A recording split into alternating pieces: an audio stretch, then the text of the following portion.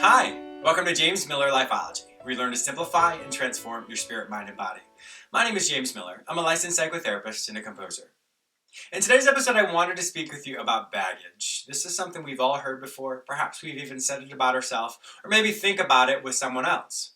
So what is baggage? Essentially, baggage is something. It's an analogy that we typically use for bringing a lot of stuff into something new.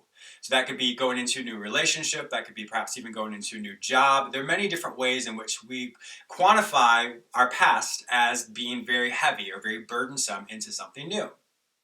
But if you realize, when you look at what baggage is, or what you measure to be baggage, that is simply an event that you went through. But if we take that event and say, well, this is who I am, now I identify myself as what I went through, well, then that baggage then becomes who you are.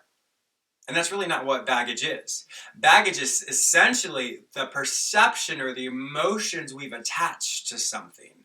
And if we feel like there's a sense of shame or sense of embarrassment or sense of guilt, then all of a sudden an event that we went through that's over and done with now becomes our identity.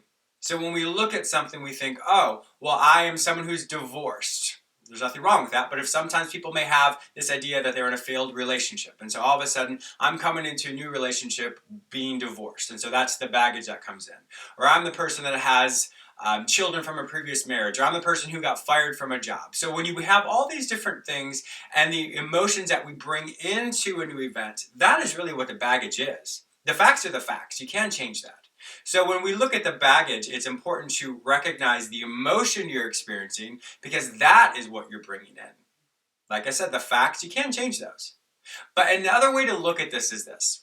If we look at our life as a jigsaw puzzle, so every piece that we go through sometimes makes sense and sometimes doesn't make sense. But when we step back and look at the big picture of our life, each piece works together and are connected to be the person you are today.